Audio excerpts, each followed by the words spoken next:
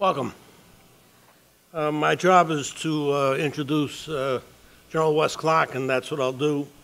And I'll do it very shortly because nothing I say will be as important as what Mike and Wes are going to say when they get up on the stage. Wes Clark finished his West Point career, his 4 years as class valedictorian, #1 student at West Point. They make a very hard effort at ranking everybody from 1 all the way down to 1,000 that were in that first class with him when he was a plebe at West Point. And by being valedictorian, he gets to get his choice of assignment, which is a big deal. He didn't choose at KP. He chose something in the heart of the fighting. He was a Rhodes Scholar, went to Oxford, graduated from Oxford, and then he had the career that the good guys get, the ones that go to combat. He was wounded in Vietnam. He had 4 bullets in him. That's enough. 4. Glad it wasn't 5. Too bad it was 4. He went on from there to graduate from all of the service schools that generals get to graduate from at the National War College when he was a student. The Army officers, we had about 40 of them, were jealous, and the Air Force and Navy and the Coast Guard and Marine Corps officers were all in awe of Wes Clark. He would see things before anybody else did while he was at National War College. He went on to be Commander-in-Chief of two commands in the United States military. He was the SINC Commander-in-Chief of Southcom, which takes care of everything to the south of the Rio Grande for the United States, and then he became the commander, the Supreme Allied Commander in Europe. I will tell you that there were people in the Army that would rather have that job than to be Chief of Staff of the Army. As Chief of Staff, you have command of the people, about as many as the first row here, but as the SAC, you've got commander of 28 different militaries. He was a Commander-in-Chief, Supreme Allied Commander-in-Chief, when we had a war with some bad guys in the Balkans. And in that war, we did not lose a single American, not a single American to combat. Think about that when you think about Iraq and you think about Afghanistan and you think about Vietnam. The last thing I'm going to say is Wes has written 4 books. This is the latest one. Before I came tonight to introduce him here, I stopped off at the bookstore and we negotiated a discount for George Mason students. And if you order the book, they don't have copies of it. They have copies of textbooks, but they will give you a 10% discount. And I intend, when I get off of the stage, to hand the book out so you can jot down the name of it on your program and let the bookstore know that you'd like a copy and get a 10% discount. And I would feel odd not saying something that the other person to be on the stage, Mike Hayden, wrote a book called Playing to the Edge. I heartily recommend that book, like I heartily recommend this book. This book deals with a strategy for American growth. Don't wait for the next war. Some of you know that General Hayden was chief of intelligence in 2 big offices in intelligence for most of his career. But for one shot of his career, he worked in the White House and he drafted the president's national security strategy when George H.W. Bush was the president of the United States. So Mike is, like all good officers at his rank, was steeped in strategy as well. Ladies and gentlemen, General Wes Clark.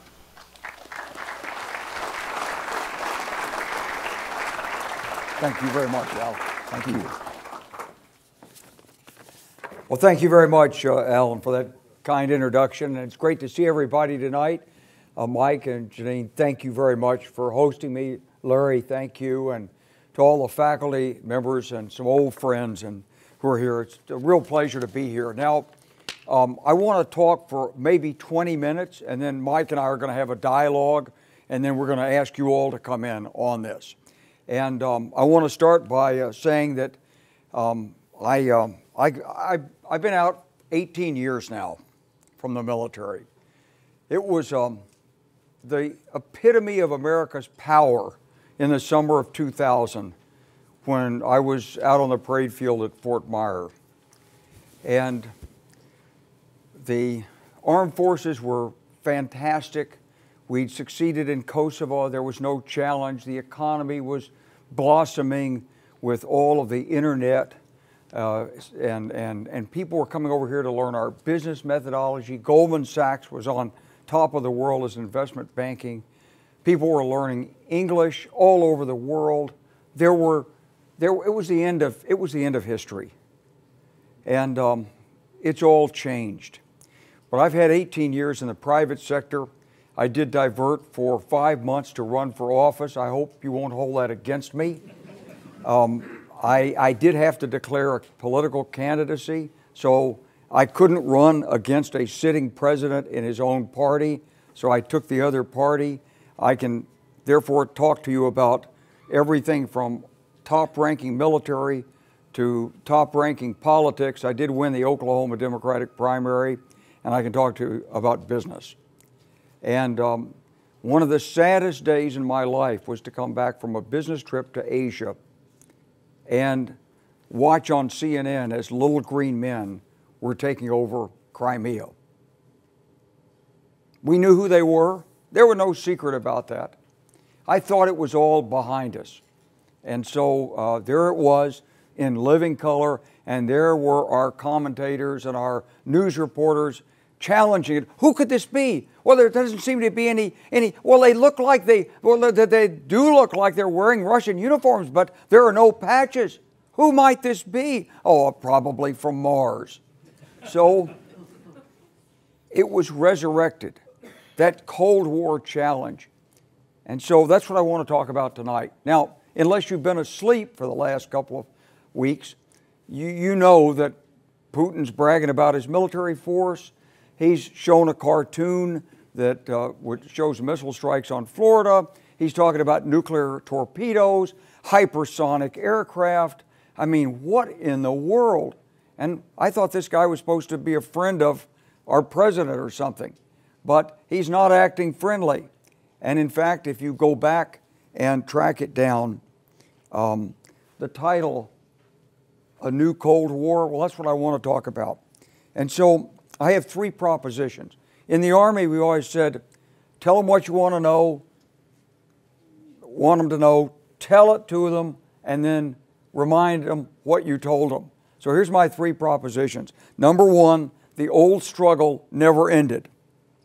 Number 2, it's not a replay of the Cold War.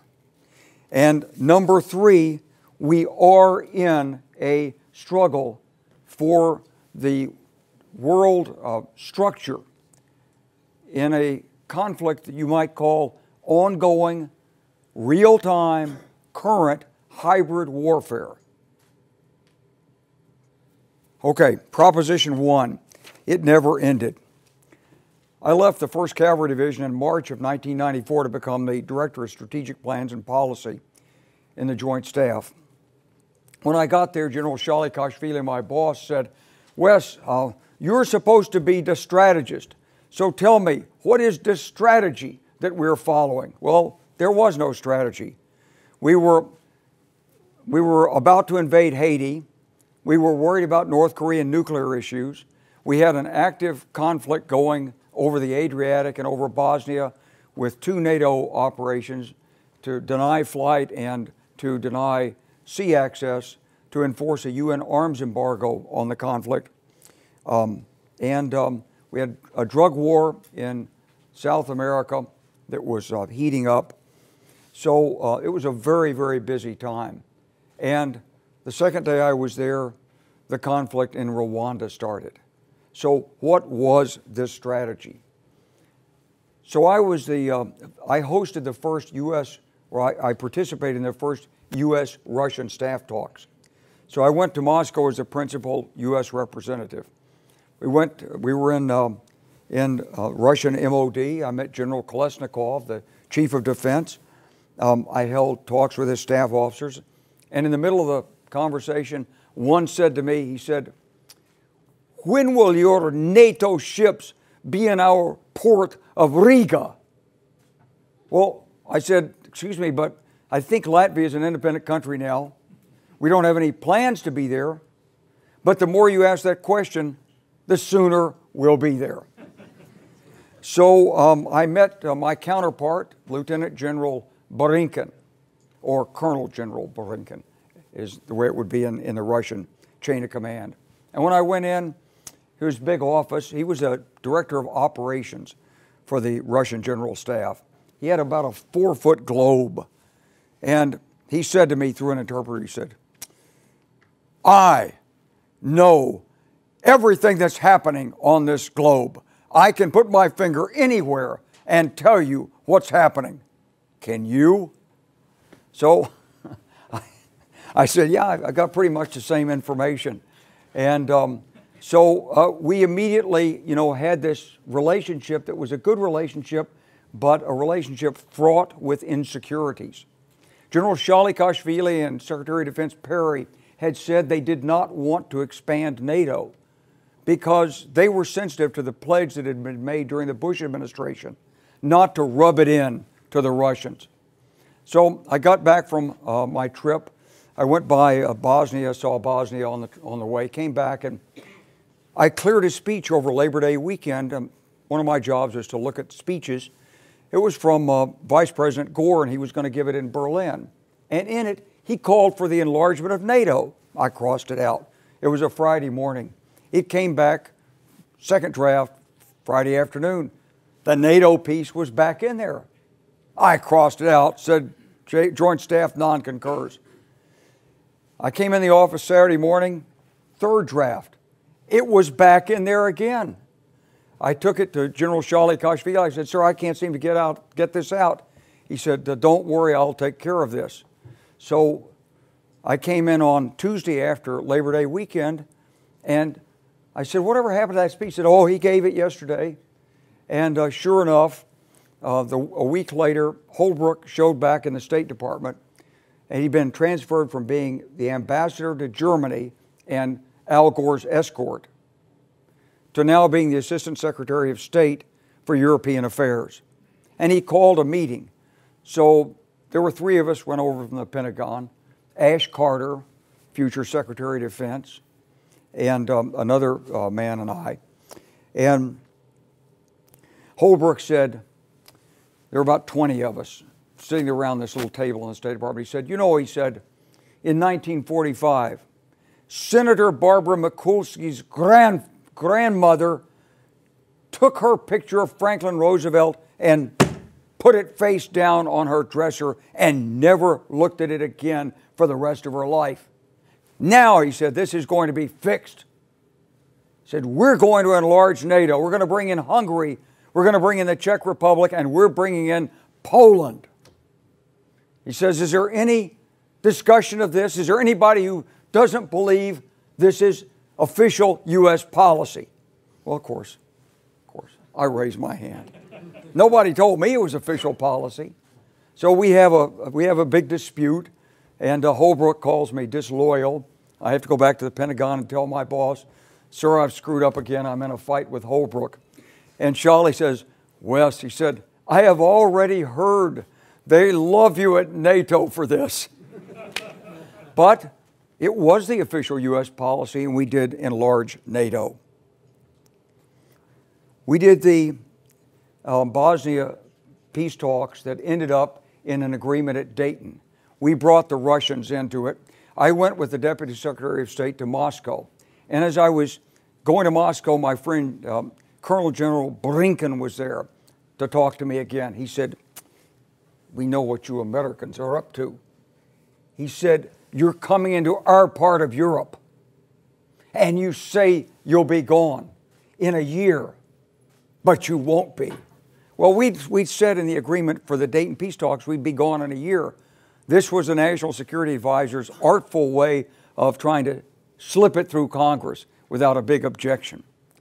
So I tried to explain to Borinkin. I said, no, it says, he says, please.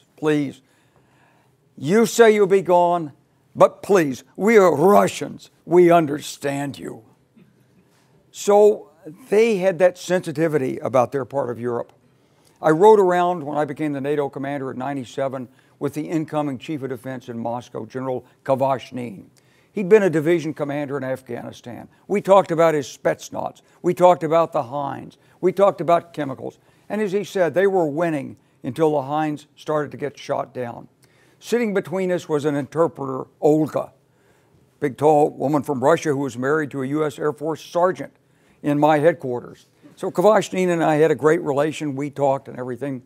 I later went to see him in Moscow, and at this point, he was under control. So he couldn't talk to me anymore. Instead, he said to me this, in 1998, he said, "You Americans, you're taking our countries in Eastern Europe. This is where we're selling weapons, and you want to sell them weapons." I said, no. And I said, we're not trying to take, they don't want to be, they want to be with NATO. We're not trying to sell weapons. You can sell them weapons. If your weapons are better, let them buy your weapons. He said, "You want our countries and you want our minerals. You will take our minerals and make us poor." So this was the sophistication of General Kvashnin's view of the world in 1998. So the events in the Balkans deteriorated. I think we can, Larry, if you can put that map up, because a lot of people can't quite remember the geography here. So we did, so here's Greece, Albania, the heel of Italy, the Adriatic, and there's Romania and Hungary, and then this was all Yugoslavia except for Albania. Chinese took care of Albania. We fought the communists in Greece in the late 40s, and then Macedonia, Kosovo, Serbia, Bosnia, Herzegovina, Croatia, and up there in purple is Slovenia. That was all Yugoslavia, and it was all coming apart, and there was a war going on. Well, we negotiated in '95 the end of that conflict, and then we knew there was a problem here because this was part of Serbia, but it was occupied by Albanians. Different ethnic group, different religion. And so what happened was that starting in the early 1990s, Serb dictator Milosevic had put pressure on these Albanians. And in Christmas time of 1992, and Mike, maybe you were still in the White House at that point, President George H. Bush issued the so-called Christmas warning. He said, if you repress and use violence against your Albanian citizens, we could take forceful measures to prevent you. That meant a bombing response. So that was called the Christmas warning. And by 1998, there was violence in Kosovo. And as this violence escalated, NATO was faced with a quandary. We had 30,000 troops here enforcing the peace. This part of Bosnia was declared the Republika Srpska and was a separate principality or entity within Bosnia. And right over here, a few miles away, was fighting. And the fighting that had occurred here was now occurring here. But as the president of Macedonia told me, he said, he called me in February of '98, he said, "General Clark," he said, "these Albanians, they're not like the Bosnians. They will fight and there will be war." The Serbs murdered a family of 60 people in February, late February of '98, the Schar family, and that set it off. And so the Albanians fought, the Serbs used their paramilitary police and their army, about 2 million people in that little principality, and NATO structured a series of escalating steps going from a warning to flying aircraft to bombing campaigns in an effort to persuade the Serbs to stop. It was a form of compellence. We sent Richard Holbrooke back over to negotiate. Ambassador Chris Hill was in Macedonia. Some of you may know Ambassador Hill, and he did the negotiations as well. And about 400,000 Kosovars were forced out of their homes in the summer of '98, and then we got it stopped. But the Russians came in a military mission in December of '98 and essentially, as far as we could tell, told the Serbs, hey, don't worry about NATO. Number one, they'll never hold together. Number two, if they use air power against you, hey, we tried that in Afghanistan, didn't work for us, won't work here. So do what you need to do, clear out these Albanian terrorists. And so that started in earnest in January of '99. Negotiations were tried, and ultimately they failed, and the ethnic cleansing escalated, and so NATO then went to its escalation. We did limited airstrikes on Kosovo. We expanded the airstrikes into Serbia. We bombed for 78 days. We talked about and began to prepare for putting a ground operation in place, and after 78 days, with the help of Finnish President Ahtisaari and Russian Deputy Prime Minister Chernomyrdin, we got Milosevic to surrender. He pulled his Serb forces, military, paramilitary, lock, stock, and barrel out of Kosovo, and a NATO mission was put in. And the result of that was that it happened, but there was a Russian special op at the end of it, run by Putin, who was then the SVR, I think, commander, and it failed, and NATO succeeded. 10 years later, Kosovo became an independent country, and it just celebrated its 10th anniversary of independence. But the Russians didn't forget this, and Putin didn't forget this. So from the Russian present perception, by the turn of the century, the United States had taken over their position in Eastern Europe and used force against their Serb allies and was threatening to create a new state. It had expanded NATO, and the same guys in uniform and in the intelligence service were there who'd been there in the Cold War. They were the losers, and they didn't like it. So after 9/11, what's happened? American exceptionalism. After the terrorist strikes, of course, we use the power of the U.S. Treasury that interferes with Russian money. We put sanctions on. We invaded Afghanistan, and we knocked that Taliban regime right out of town. And then we went into Iraq. And then we went into Libya. We went into Libya by taking a humanitarian UNSCR, UN Security Council resolution, and using it. And we used the same kind of tactics in Libya that we used in Kosovo. And we did it without even knowing what was going to happen at the end. We have the National Endowment for Democracy. Many of you probably never heard of it. Ronald Reagan started it as an opposite number for the Communist International, for common form or common term. And what they did with it, what we do, and I was on the board of it, is we train poll watchers and lawyers, and we help freedom-loving people everywhere work for establishing human and political rights. In other words, from Moscow's point of view, it's a subversive organization. And starting in 2004, 2005, Putin worked vigorously, not only in Russia, but in the stands, to eliminate the National Endowment for Democracy, to clamp down and force these NGOs that were encouraging civil disobedience and even an understanding of civil rights out of his domain. And then there was Ukraine. You see, Putin had created a Eurasian Union concept which would have put Russia back in charge of all the Soviet space. Now, it wouldn't have been a single government, but you didn't need a single government. If you control the customs, the borders, the armed forces interoperability, it's all on your language, all the military schooling, and the electricity grid, you own it. To heck with the elections. And that was the Eurasian Union. And that's the point at which Ukraine said no. So they're led then to the little green men and the action. The struggle never ended. Proposition 1. Proposition 2, not a replay of the Cold War. I wish it were so easy that they could be isolated behind an iron curtain. But they're entangled with the West financially, through energy, with leadership and with dual citizens.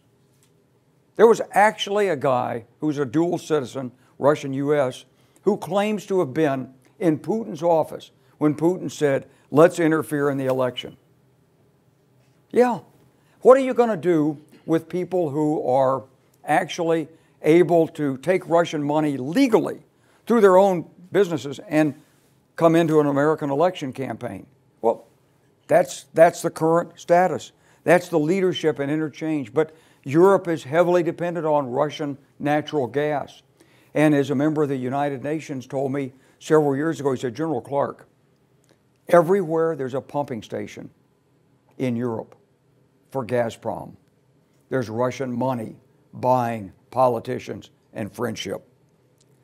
Former German Chancellor Schroeder is the chairman of the Nord Stream gas pipeline that will make Europe even more dependent on Russian energy. And I was in Ukraine a couple of years ago, and a professor with old ties to the intelligence community met me, and he said, General Clark, do you know what the diameter of the Nord Stream pipeline is? I said, no. Why would I know? I said, I guess it's a big pipeline. I said, why would I know the diameter? He says, it's the diameter in which you can push through a nuclear device. Boy, they think of everything, don't they? And financial. I mean, in the Cold War, Russian rubles weren't convertible, and Russian money was behind the Iron Curtain. Today, it's everywhere. When the incursion happened in Ukraine, you only had to watch the British press and the Wall Street Journal to see that this was a shock to the financial community. They did not want to see this. Why? Because there are a lot of people with Russian investments, and there were Western companies that wanted to invest in Russia. So Proposition 2, for financial, for energy reasons, for the interchange of personnel and leadership, it's not a replay of the Cold War. But then what would Putin's objectives be? Well, his objective is to reestablish the equivalent of the Soviet space so that Russia is stronger and that eventually it can contest Eurasia with China. His objective is to break the international systems, the laws, the structures, the incentives, and return to a traditional spheres of influence, balance of power system that leaves Russia more secure and more powerful to handle China later. And how is he going to do this? What's going on right now? The same kind of active measures that were always in place. In addition to the collection of intelligence, there's disinformation, there's fake news, there's operations, there's financial, commercial, military. Here's an example. A year and a half ago in Croatia, the largest meat company and commercial enterprise went bankrupt. And people in Croatia were saying, well, what's going to happen to this? There's 60,000 employees in the Balkans. This is like Tyson's plus Walmart. So I called some of my American investor friends and I said, they're bankrupt. It's a huge organization. Can you help? The American investment community's attitude was, well, gee, we've looked at this, and although it's a big company and it's overextended right now, but it's going to lose to German hypermarkets that are penetrating the Balkans, and therefore it's not a wise investment for us. But the Russians saw it as a wise investment for Russia. And all of my friends in the Balkans are calling and saying, the Russians are going to buy this thing, they're going to keep it in business, and then at the opportune time, they're going to pull the string on it, pow, and it'll collapse. Like they did with the Commercial Bank in Bulgaria. In 2014, after the invasion of Ukraine, when the European Union told Bulgaria, you won't take the South Stream pipeline through Bulgaria, Bulgaria was a little disappointed. They wanted the money that would come, but they said, okay, we won't take it. The Russians were greatly disappointed. What they did is they took their Russian investment through a Russian bank into the Bulgarian bank. They pulled their money out of the Bulgarian bank. The Bulgarian bank collapsed. It had 70% of the Bulgarian government's money on deposit. So the Bulgarian economy shut down. It wasn't a fatal blow. It was like many blows. Part of hybrid warfare, part of reminding you we're here. So the Russians, with their active measures, their financial, commercial, their military buildup, their alliances with China, Iran, North Korea, all bad actors, this is the old Soviet system in attitude, but with more levers of power and a man in charge who's more of a risk taker. For us, we've got the challenge compounded by the ascent of China and by fractious politics here at home. Is there a way through it? Of course. But that's what Mike and I hope to talk about. We've got to have a strategy, and we can't wait until the next war to create the strategy. That's why I wrote my book, Al. So thank you very much. At that point, I'd like to stop, and we'll go into the dialogue and questions and answers.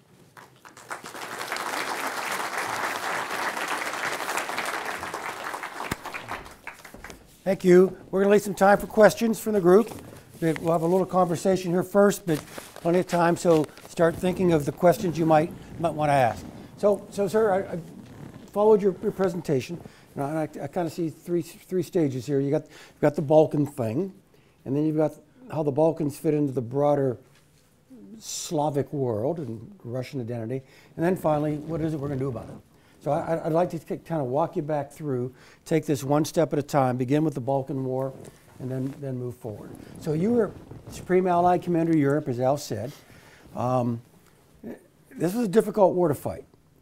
All right, you were fundamentally there to coerce Slobodan Milosevic to change policy, but you had a lot of limitations placed on you.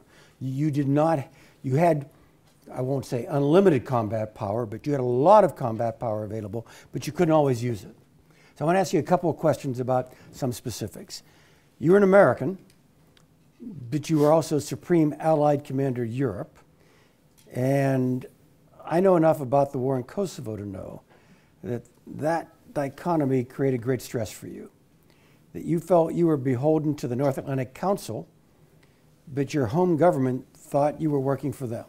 I want to talk a little bit about, and to reinforce this, the home government is being run by a president with whom the general had a personal relationship because they're both Arkansans. Okay? So, discuss. Yeah, well, so I had worked as a speechwriter and assistant exec for Al Haig when he was NATO commander. So I'd seen the split between NATO and the United States. Every SACEUR, at least all prior to me, has had to deal with this problem. It's a structure that Ike put in place. You can't lead the alliance unless you also lead and have the leverage of commanding the U.S. forces in the alliance. And it was just a question of what the challenges were and who saw what. So in 1978, Al Haig forced through the long-term defense program, a 3% per year increase in real spending by NATO countries. He forced it through. He had some allies in the Carter administration, but he had some enemies in the Carter administration too. But he worked it through NATO. Al Haig built a response to the SS-20 missile, and he built it by forming an alliance with the German Minister of Defense, even though there were those in the United States who were not so keen on this. And there was this famous sit-down session where General Haig and President Carter met in Brussels. I wasn't in the room. I was outside the room afterwards. And Carter said to Haig, he said, "General," he said, "I don't trust you." And Haig said back to Carter, "Mr. President, I don't trust you." So there have been tough times. No, you may not have heard that, but yes, it's true. There have been tough times in this getting this right. So what happened was that we had gone into Bosnia with a plan that brought peace to Bosnia. When everything began to unravel in Kosovo, we had a different Secretary of Defense.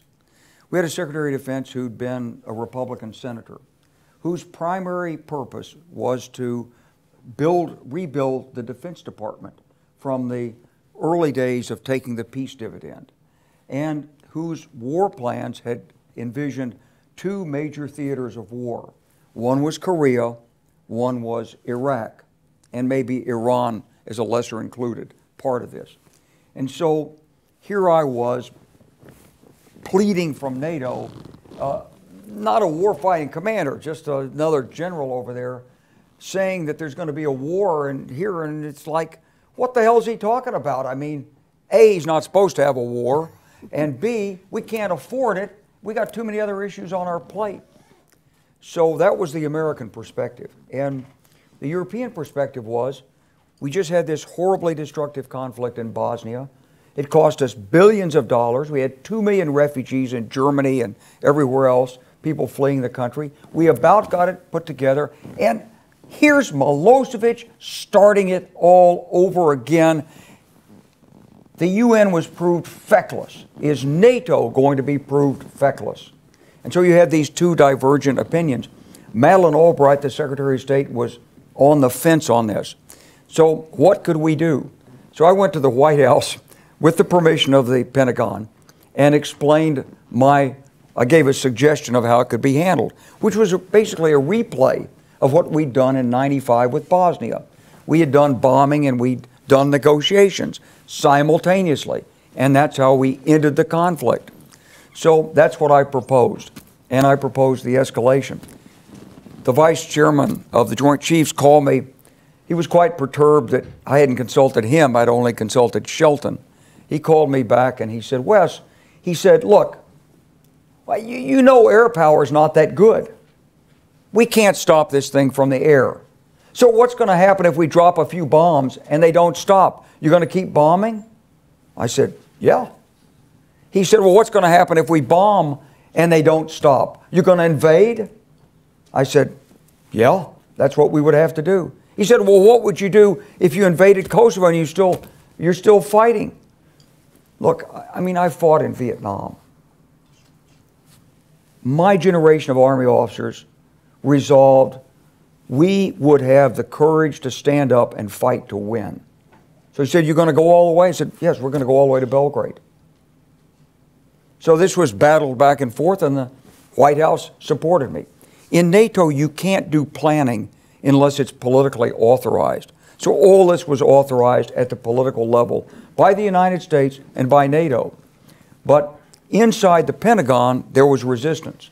And so the Pentagon wanted to get targets in Iraq and Korea and Iran, but they didn't want to get targets in Serbia because it was like one of these things, we're not going to do it, so we're just not going to do it. So the Army Chief of Staff came over to see me in December of '98. Actually, he didn't come to see me. He came to see the Army. I had to go see him. And I said, Chief, you know, the way this is going, we're likely to be at war in Kosovo. He said, but Wes, we don't want to fight in Kosovo. We want to fight in Iraq. I said, well, Chief, I don't think we really want to fight anywhere, do we? He said, well, I guess not. I said, but this is going to be forced on us.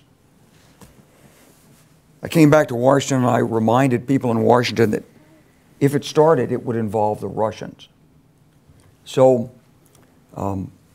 that's the framework in which I was operating. So does that enough to sort of get into it? I get it. So you need to coerce Milosevic. You have to inflict enough pain on him to make him change course of action. Going to a ground war is a big step function, hard to do. I recall you're trying to get America's Army to commit helicopter gunships to the fight. And that was a struggle in and of itself, right?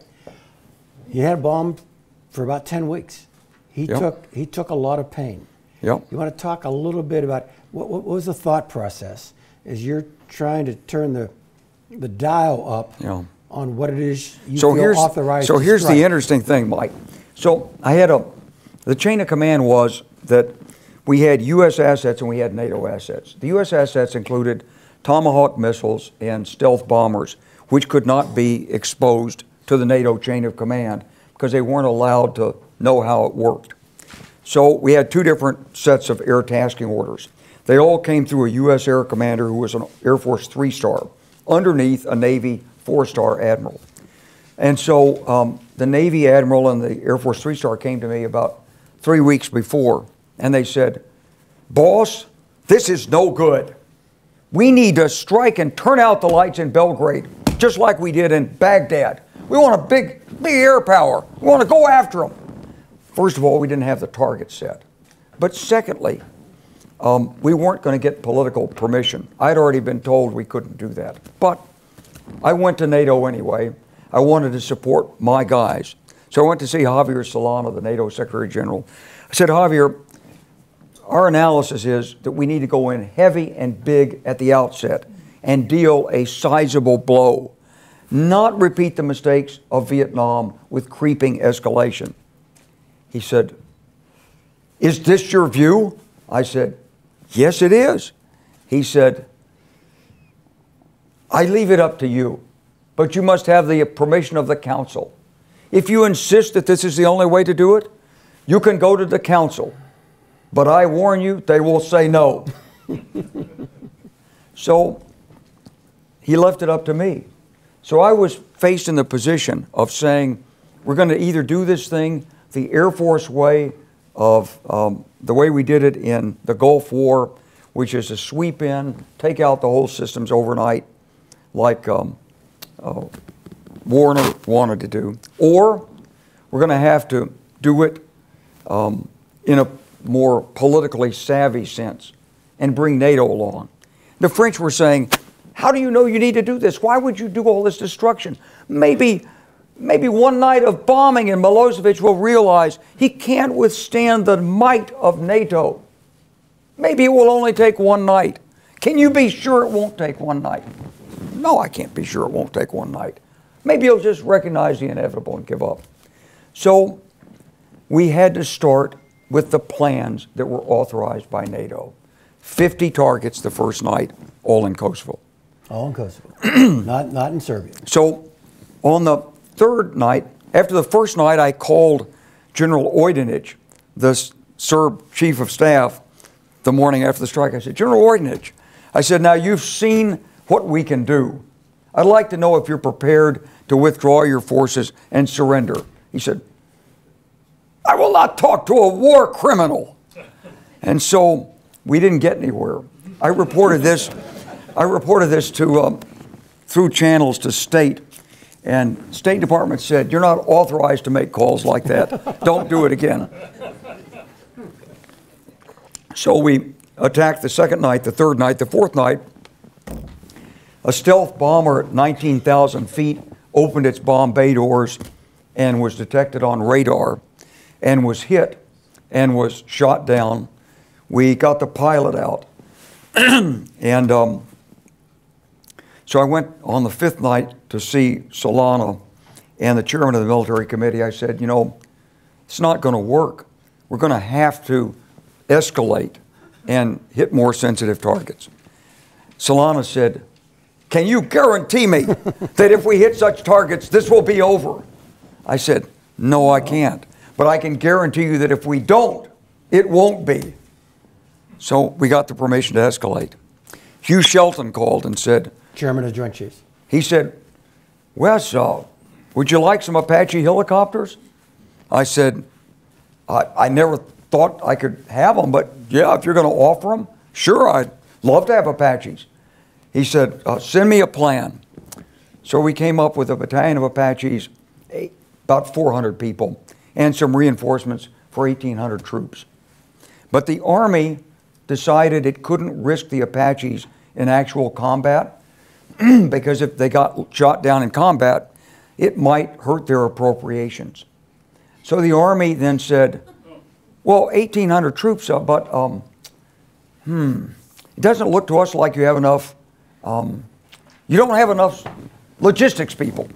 So thing goes back and forth another 4 days. Said, yeah, now you're up to 2,400, but you know, you don't have enough. Now with the additional logistics, you need more MPs, security. Force protection. Yeah. Yep. So back around. Then says, now with all those people, where are they going to live? You don't have enough engineers. So it went back around again. You don't have enough signal. It went back around again. So we finally got it up from 1,800 people to 5,500 people. Then they said, this is too heavy to deploy. So the Army resisted at every step of the way. Finally, we got the helicopters there. The Army was right to be nervous because these were inexperienced helicopter pilots, and we had 2 Black Hawk helicopter crashes on rehearsal. The Air Force then stepped in through the office of the Vice Chairman, did its own study that would prove conclusively that Apache helicopters would all get shot down as soon as they were committed. So they did not share that study with me, but they did take it to the White House. And as a result, no matter how many times I asked, there was always another delay. So, so much for being the joint commander. So, all right, so you've got the war, you're increasing pressure. He's resisting for lots of reasons, Milosevic. You know, you and I have walked this ground. We've been here. Pristina, capital of Kosovo, there's a little park just outside of Film City, which ended up being the NATO headquarters. Yeah. It's Kosovo Polje. It's the field of blackbirds. It's the great battle in the late 14th century that created the Serb nation. So this is kind of like the Serbs losing Concord and Lexington. All right, and it had been quintessentially Serb. That the migrations over the years, economic conditions, the population had changed and become largely Kosovar, but the Serbs still had the emotional attachment. So I get that. I need you to help me understand the Russian emotional attachment to this fight. Why were they so committed? Yeah. Well, first, Mike, I just have to say that in another violation of good military principles, when we started the bombing, the objective was to force the Serbs to come back to the negotiating table, to allow a peaceful separation of forces and a peaceful occupation. And it was only as the week went by and it became total resistance by the Serbs, and they poured reinforcements in and began to assassinate people and throw the bodies in mine shafts and stuff like this, that I went to Solana and said, got to change the objective. I mean, you've got to tell the Serbs they have to leave. You have to have a real objective for this. And so Solana worked it, and that became the objective. So at that point, they were, 10 days in, they were at risk of losing Kosovo.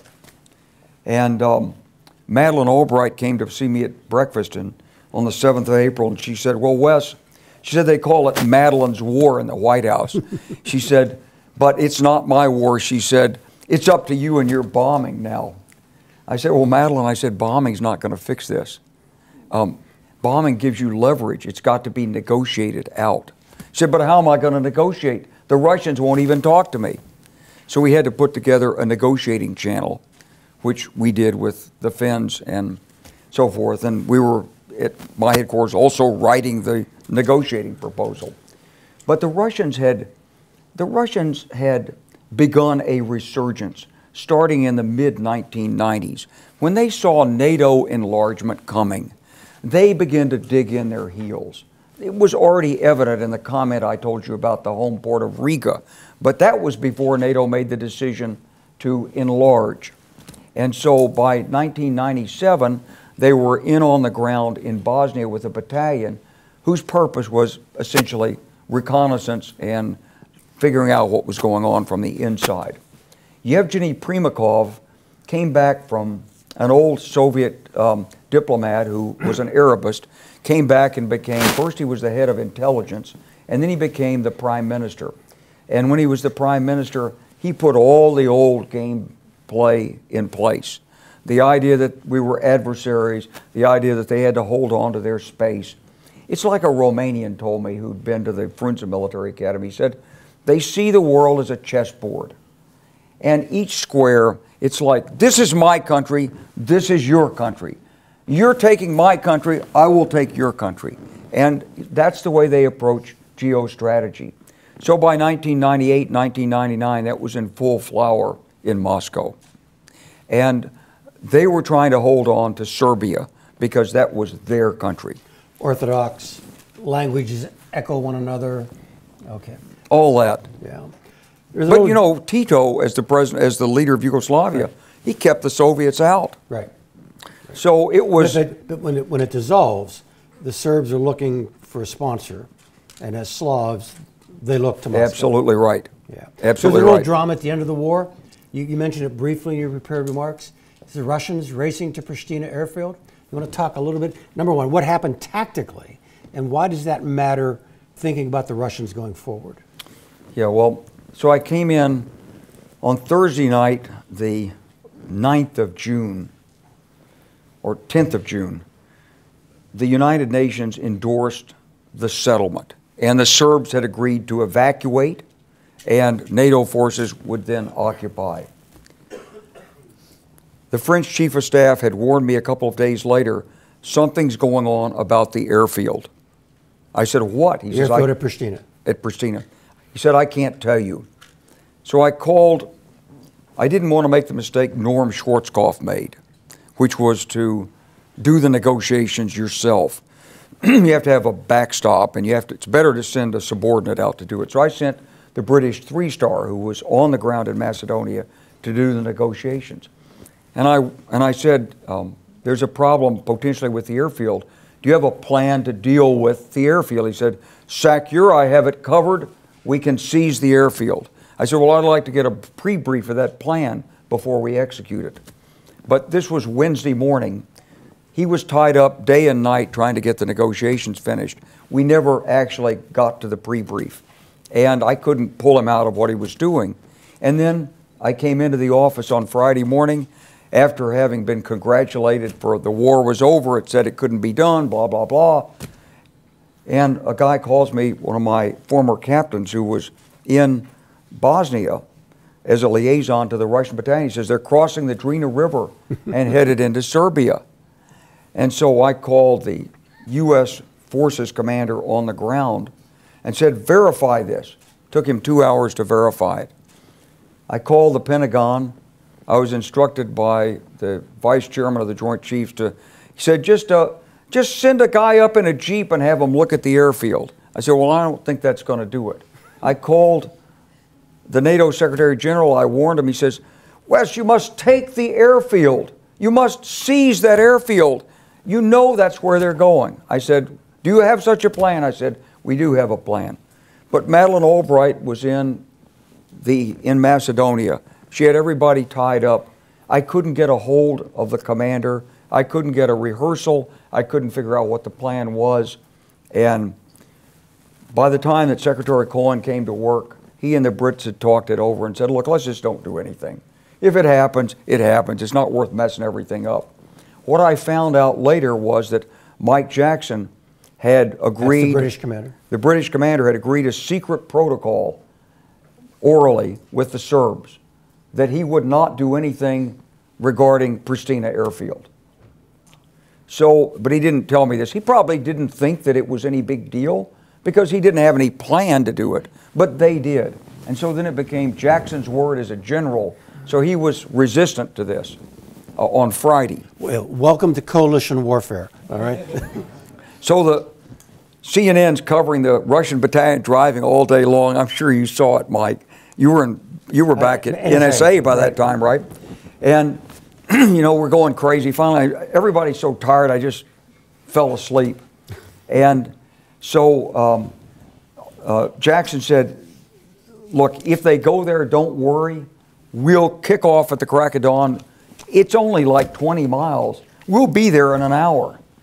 I said, great, okay. I had a good night's sleep. At 1 o'clock in the morning, I get this frantic call from Solana saying, they're at the airfield, they're at the airfield. It's terrible, you must do something. So the next morning, the British Chief of Defense calls me and he said, you were right. You've always been right about the Russians. We should have listened to you. So I say to Mike Jackson, I said, Mike, how soon are you going to be there? He said, soon, You're soon. So it's 10 o'clock, it's noon, it's 2 o'clock, it's 3 o'clock, it's 4 o'clock. Why aren't you there? Well, there were landmines and the Italians didn't do this and the Germans were slow and blah, blah, blah, all of the typical excuses, right? So Mike finally gets up there about 5:30, 6 o'clock at night, 7 o'clock at night. The Russians are there. He tries to go onto the airfield to claim it, and they charge at him with their armored vehicles. So he backed off. So I reported this to Washington. I was told, put a helicopter or two in on the landing strip so they can't reinforce, because we were picking up, you would know this, but you don't have to say it, but we were picking up indications that their Soviet reinforcements were being marshaled for air loading and transporting into the airfield. Maybe 4 brigades, maybe 6 brigades of Soviet paratroops. So that would have enabled the Soviets to have blocked NATO's action. So this was a bad thing. Preserving Kosovo as a Slavic entity, exactly, on behalf of their fellow Slavs. Right. So it was pretty clear that, in retrospect, the reason Milosevic was able to agree is because Chernomyrdin told him, "Don't worry about it. We got you covered." So Jackson went into the airfield and he was run off, basically. So I passed the instruction to land the helicopters on the landing pad, and Admiral Ellis called me about 2 hours later. He said, Admiral Ellis is the 4-star over the 3-star. In Naples, yep. Right? Yeah. And he says, Jackson's refused my order. He says he can't do it and won't do it. And anyway, he says, there's a thunderstorm and it's unsafe to fly the helicopters. I'm like, okay, well, I'm leaving at 4 o'clock in the morning to see him. I'll take care of it. So when I go down there, I run into Jackson, and, you know, before we can discuss it rationally, he brings it to a boil. I won't do this for you. He's all upset and sort of, you know, very forcefully speaking. He had a reputation for having, I don't want to go into that. I don't want to say anything about this. So the point is that, with Jackson, we had an agreement, we had a disagreement. So I called the British Chief of Defense, who said, we should always listen to you. I said, let's talk to your boss. He talks to the boss comes back to me and says, Wes, I agree with Mike. You shouldn't do anything. So I call Shelton. Shelton says, you've got a leadership problem in your command. I said, no, Hugh, you have a policy problem inside NATO. So I was left then with what to do. And so basically we decided just do nothing and starve them out. But the information is still coming in that the Russians are coming. So we had, the peak of the crisis is the Russian attaché goes into the Ukrainians and said, give us overflight rights. The Hungarians have already done it. And this Russian attaché in Hungary goes in and said, give us overflight rights. The Ukrainians have already done it. He also goes into the Romanians and Bulgarians. Each attaché carried their own message and their own degree of threat. The Bulgarian Minister of Defense took it and he was threatened. So was the Romanian Chief of Defense. And so they all said no, except for the Ukrainians, who fell for it. Oh, well, they said, since the Hungarians have given you overflight, sure, go ahead. So these 3 nations basically told the Russians no overflight. Meanwhile, the Air Force commander in Europe said, boss, what are we going to do if they do the overflight anyway? You want us to shoot them down? It's like, oh my God. So I called Washington and said, I've got to have instructions on this. What are we going to do? So I think Secretary Albright was in an afternoon performance at the Kennedy Center. I forget where everybody else was, but we got this conference call together, and in the middle of the conference call, I guess you must have called in and said, they've stood down. They're not coming. And so it went away. And so we blocked the special op. The Russian battalion was contained at the airfield. It was dependent on British logistics, and eventually it minded its own business, took its little section of Kosovo that it was assigned, and after a couple of years, they lost interest and they pulled it out. So one more question before we get to the group. Sorry it takes so long. So you've got this great Russian interest in this as a microcosm of, as a broader Russian policy agenda. Yep. A Russian familiar to practically everyone in this room is, I think, at your headquarters during all this. The Russian ambassador to your headquarters. He was at NATO headquarters. He was at NATO in Brussels, and you're in Mons. But Sergei Kislyak, familiar name? Yeah. Sergei Kislyak is the Russian ambassador to NATO. What kind of hand is he playing? What have you learned about him? Well, I mean, Sergei was there. They were feeding the dissonance within NATO. I always have said afterwards, it's only a half joke, but to succeed in this, and we did succeed, as Al said, without losing anybody, and we accomplished our political objectives, and 1.5 million Albanians who had been run out of their homes. 900,000 had fled the country.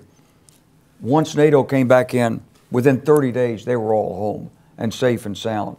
So it was a successful operation in that regard. But to succeed, we had to go against three opponents: the Serbs, the Pentagon, and the Allies. And so the kinds of things you'd have is, it's like the Spanish ambassador in the NATO meeting said to me, you know, when you drop bombs, something's going to go wrong. So one bomb hit the corner of a hospital. I think a couple of people were wounded in Belgrade, but we didn't blow up a hospital, but we did hit a corner of a hospital. And the Spanish ambassador said, in front of everybody, said, "When will your pilots stop making these mistakes?" And, you know, there are always going to be mistakes, I said. But you have to stand up and support the alliance as it's trying to handle the mission. And so we had to tend to the Allies. When the war started, the Commandant of the Marine Corps requested permission to go to Congress and explain to Congress his view as a member of the Joint Chiefs that this war should never be fought. This is my good friend Chuck Krulak.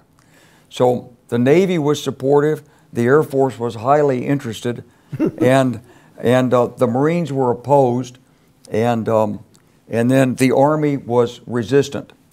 So, and I was an Army guy commanding an air operation. Right.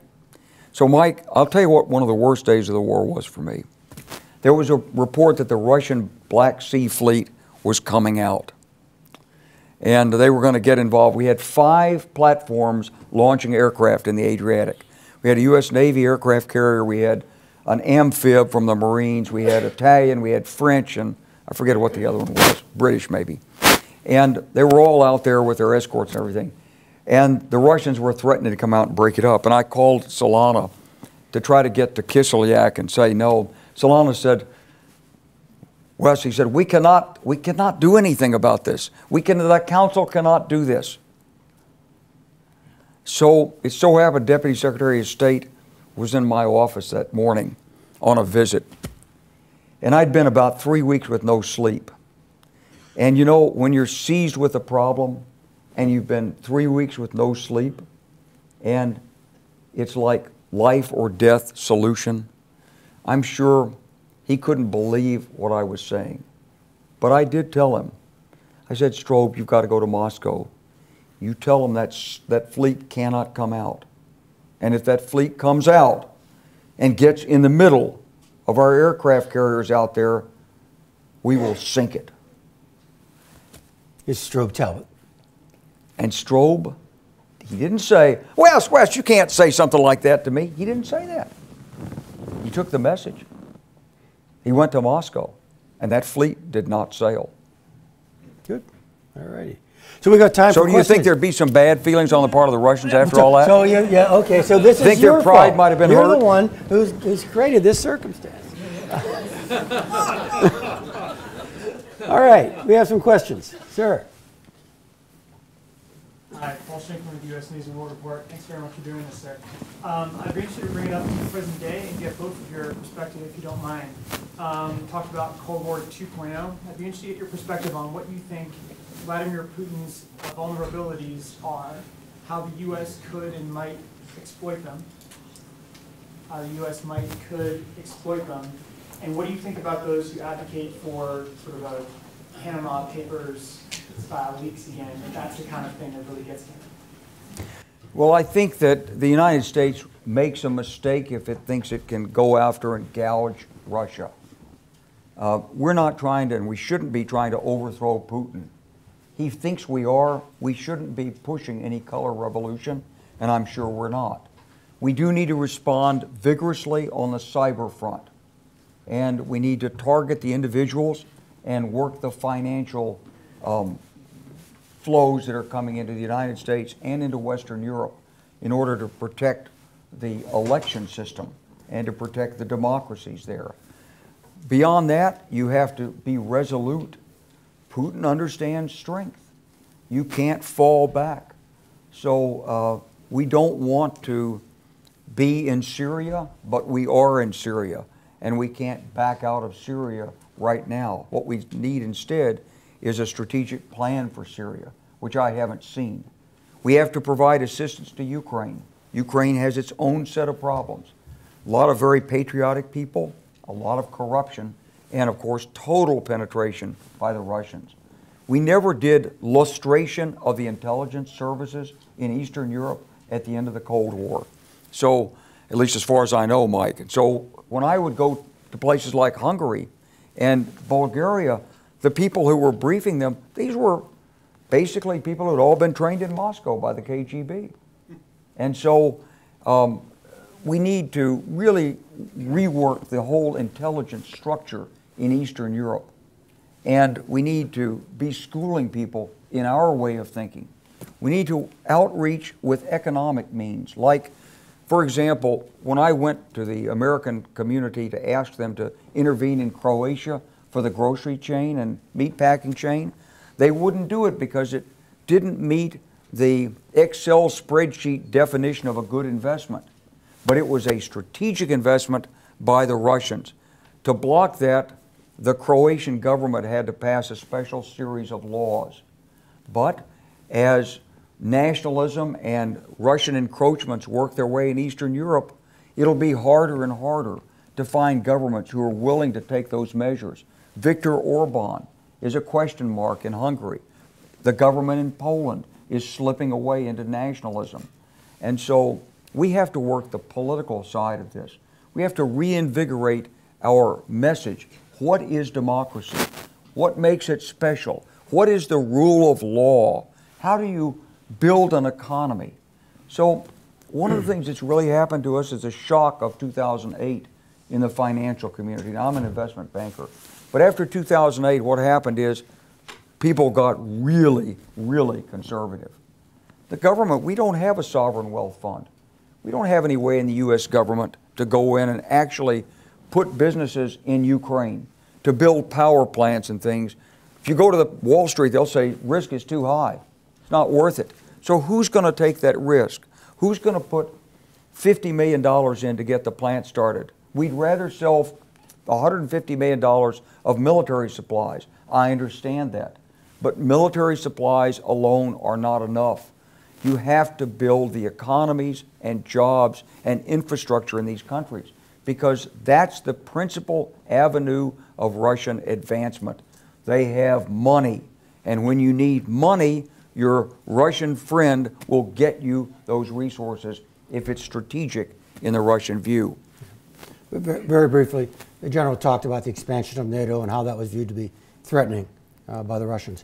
You keep in mind that as NATO is expanding eastward, it is disarming, right?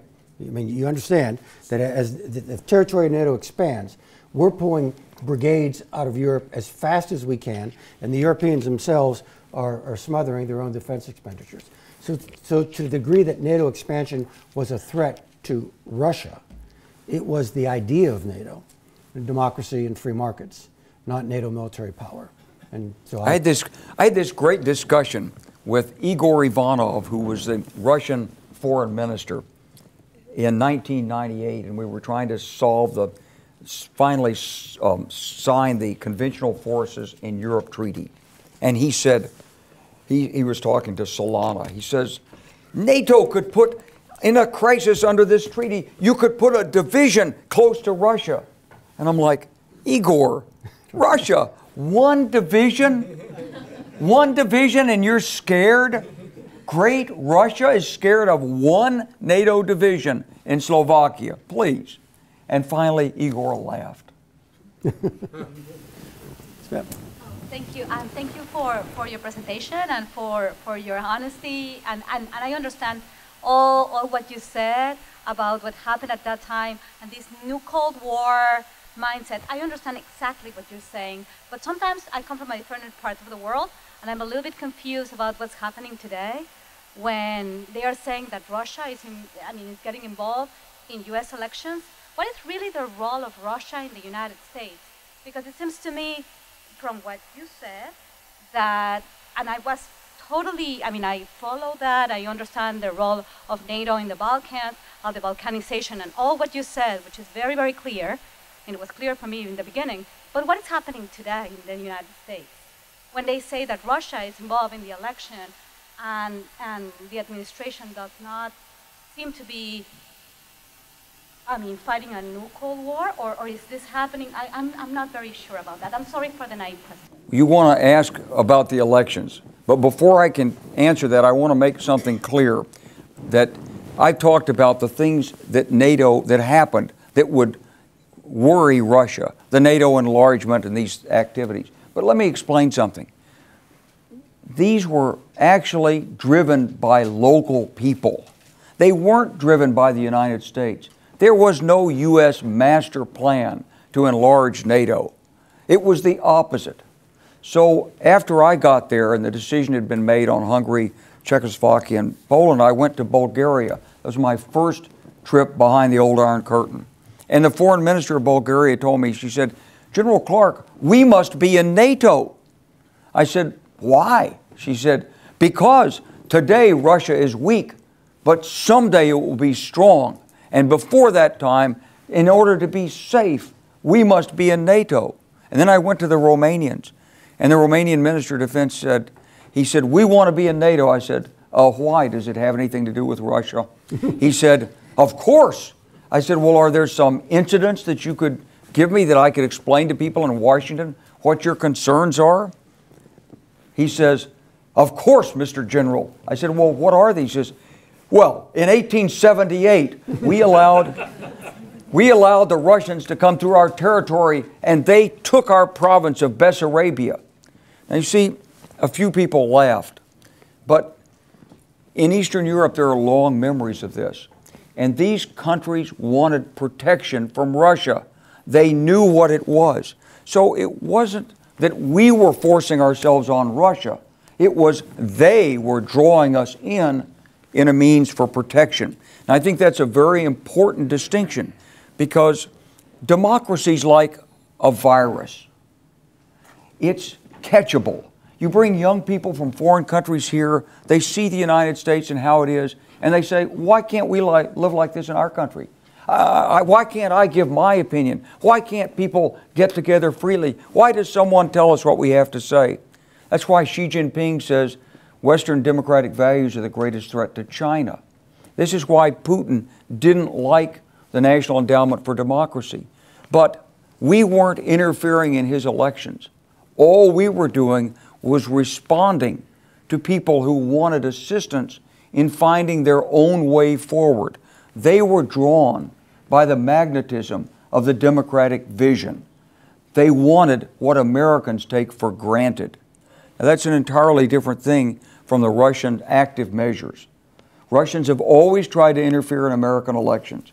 When I worked for General Haig and he was thinking about running for president, he always told me before the speech, he says, don't make me anti-Soviet. Don't paint me in that corner, because he knew what it is. There were always active measures, but in the past, they had to start somewhere in India with some rumor about the CIA spreading typhus or something. And then they would get picked up by an obscure British newspaper, and then they would somehow hope they would make it to the United States. It's so much easier today. My view, the Russians, playing a weak hand, because the elements of power are not particularly strong in Russia, are trying to pull us down to their level by corrupting our processes and, more importantly, corrupting our confidence in our democratic processes. Hi, thank you. This is very enlightening, and I really appreciate it. Speaking to my main question is, what lessons are we not remembering from past experiences? And I know that you presented that this is not necessarily the same situation as it was previously with the First World War. So what differences do you see? And I believe you touched on that earlier, but can you expand upon what lessons are we refusing to learn again or remember from past experiences? What is it we're not remembering? In other words, what are the lessons learned? I'm glad you bring that up, because actually we didn't learn anything from the first Cold War. We never learned why we won. Did you know that? I did not. Yes. There was never a real after-action review done. Now, the question is, why not? So it sort of unraveled slowly, and Gorbachev came over in 1987. He was in December in Washington. You must have been in the White House. And he stopped his car, and he got out on the streets, and people are applauding Gorby, you know. I'm a brigade commander at Fort Carson with, 3,000 troops and 2 tank battalions and infantry battalion trained to go to Europe and fight the Russians. I'm like, what the hell is going on here? We don't understand. It sort of unraveled. And when in 1990, in the summer of 1990, the Bundeswehr sent a 1-star around to every American military unit thanking us for being in Germany and saying it was over. I said, but what's going to happen? Are the Russians going to leave? The Bundeswehr said yes. The Pentagon said no. The Russians left. The Germans took command of the East German military, and they seized all the war plans and locked them up. And to the best of my knowledge, we've never seen them. And we can't get access to them, just like you don't have access to the Stasi files of the East Germans. So the result is, we don't really know whether deterrence worked. We don't really know what stopped the Russians from launching their major attack on Europe when they built up their forces. They certainly practiced it. They certainly had weapons that we didn't have. So was it deterrence? Was it the fear of our nuclear retaliation? Was it simply that the people that were there were old and tired and said, God, we went through this as young people in World War II. Please don't start this again. What was it? And we don't know. That's the truth. And it's a critical question that needs to be asked now. Great. Thank you. Canada's Air Force. I had a quick question I alluded to earlier about the speech Vladimir Putin gave the other day and the little cartoon graphics that he had with some of the technology that they're working on. My curiosity comes to the arms race that's currently going on between U.S., Russia, other major players around the world. The idea of an arms race that eventually either the arms get used or something else happens and kind of deters that. My curiosity is more so, where does this lead in both of your opinions? I'll go first and be very brief. It means we're going to spend money we shouldn't have to spend. All right? I think we were talking about this over dinner. The Iraq War? Yeah, we thought this was done. This is over. This is finished, and now we're recycling the challenges we had when we were younger officers. And frankly, waste is probably not the right word. It is a consumption of resources and of energy and of brain power that we thought we would not have to make. The Iraq War was a war we shouldn't have fought, but it was fought because the people who were in the White House when they came in, they were still operating on the assumptions and the vision of the world of 1991, in which we could have gone to Baghdad. Now, George H. Bush was smarter than to do that because there was no plan as to what to do with Iraq. Look, I want to make this clear. The reason Kosovo worked, the fundamental reason is because it was planned from the back end to the front end. We knew what the arrangements would be on the ground when NATO went in. We knew what we were seeking to do there in terms of arrangements. If you don't plan the end state before you start planning the entrance, you'll never get to the end state. And in the case of Iraq, there was no planning for the end state that was ever, there was a lot of talk about it, but there was never a plan. And my friend Jay Garner went in, and then he was replaced by Bremer. And there's a story in one of the books that what happened is that there was a meeting in the White House, and Dick Cheney came into the meeting and said, is it legitimacy or control? He said, I'm for control. Any objections? No one objected. And so Bremer took control. And by taking control like that, he helped fuel the resistance of the Iraqis. So, but it was a war that didn't have to be fought. It didn't need to be fought. And this idea of the axis of evil is no strategy. It's a speechwriter's gimmick, a phrase. That's all. But now there is an axis of evil. Now the Iranians and North Koreans are working together because they see what's coming. So we've created our own adversary. And it was they were third-rate adversaries. And meanwhile, as Mike is saying, we've lost the investment sum that we should have put into advancing technology to maintain the deterrent edge that we should have but don't have. The General will resonate with this. The defense strategy published by Secretary Mattis about 3 weeks ago explicitly says we are moving away from an emphasis on counterterrorism and reinvesting in competition with near-peer nation-state competitors. So we've got about 5 folks lined up here and very little time. So let's take 2 questions at a time, and we'll try to answer them quite efficiently. So, my question is about sort of the relationship inside of NATO. How do you see the balance of power within NATO between our European allies and the United States having changed in the last 20 years? okay, internal NATO dynamics, transatlantic centers of power. Thank you. The National Endowment for Democracy, thank you very much for mentioning them. Their budget is being cut. And you know, you outlined the important work I used to work with 2 of the core grantees from 1987 until 2011. So I'm very familiar with what the NED has done and can do. So would you address the unfortunate, cut in their budget and just them not being kind of part of a larger strategy? Because Otpor in Serbia, for example, did some excellent work. And they were funded with some NED grantees as well as the State Department. So, first, leadership in the alliance. So I think NATO's always understood that it's American leadership and American technology.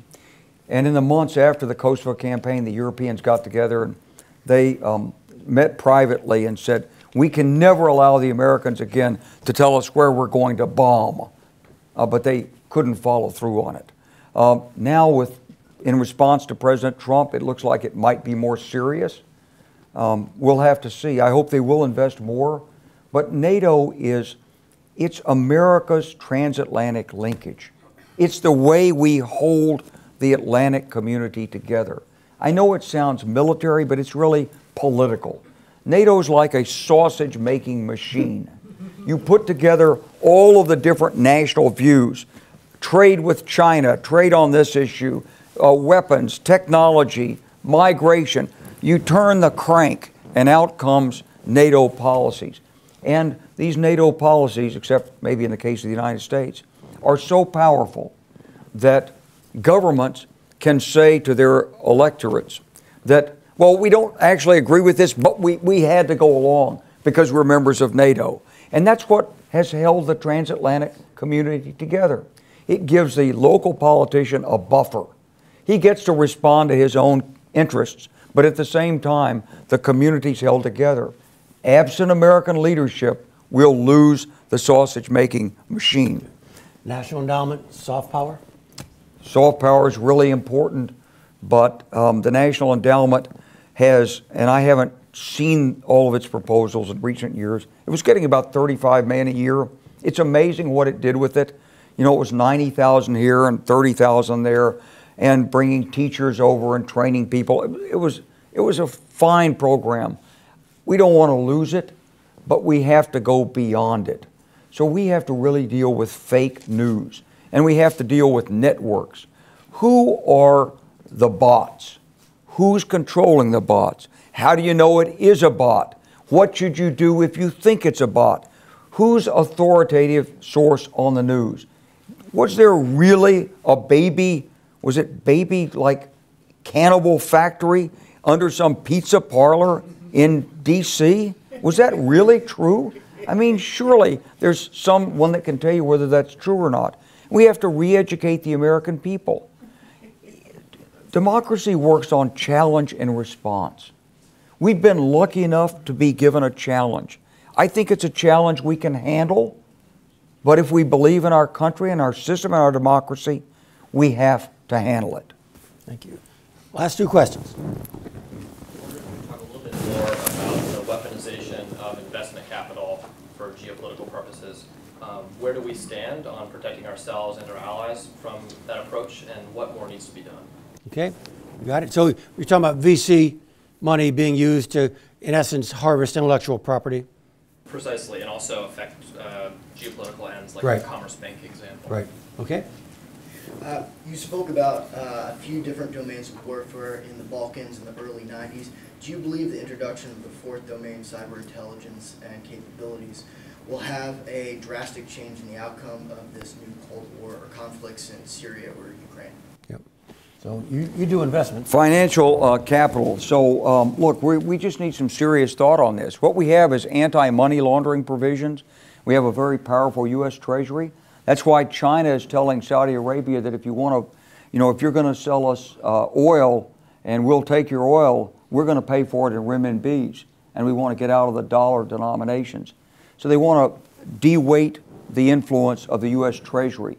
The U.S. Treasury is an incredibly powerful instrument, and it's an instrument like many others that when you use it, it builds its own opposition and resistance. And so right now the major banking communities, yes, they're tied to the U.S. Treasury, but mobile money in Africa flies around these banking institutions. Cryptocurrencies move around the banking institutions. The renminbi is an aim of the Chinese government, apparently, to make that the international convertible currency. Now, they moved a little prematurely. They had to pull back, but that's still you can see the aim. This is China at the center of the world. So America's had really an unplanned bounty caused by the petrodollar and the influence of the dollar worldwide. We didn't like the petrodollar, but it turns out it's the essential medium of U.S. power and influence financially. And we're going to lose it. We need to rethink it. You want to answer the other one, Mike? Yeah, the additional domain of warfare, the cyber domain, is a leveler. It allows weaker powers to impact those who are more traditionally strong. And so the war in the Balkans was primitive. I mean, it was medieval in its origins, it was medieval in its conduct. All right? But we didn't have the leveler of the cyber domain. And so when NATO finally decides to get its act together and applies combat power, first in Bosnia and then in Kosovo, Bosnia is a matter of several weeks, Kosovo is 10 weeks, and things are righted. Today, that's more difficult to do because conflict is being conducted in this additional domain. And I would describe it not just as cyber, which means they're going after your network and stealing your emails, but information. And so the general already pointed out the little green men and without patches and the balaclava, and who are those people? Well, it should have been obvious, but the Russian information bubble over the Crimean operation was so strong that reasonable people in Western Europe looked upon this as a far more complex situation than it really was, and it froze them into political inaction for long enough for the Russians to establish a new reality in Crimea. So I take your point, but I wouldn't confine it to cyber, more broadly the information space. And despite, it's really odd, the two centers for technology and image making on this planet are about 100 miles apart in California. And yet we are disadvantaged in this fight simply because of our political culture and how it is we would choose to make use of these tools. With that, I want to thank you all for coming, and please a round of applause for General Fitz. Thank you very much. Thank you. Mike, thank you very much.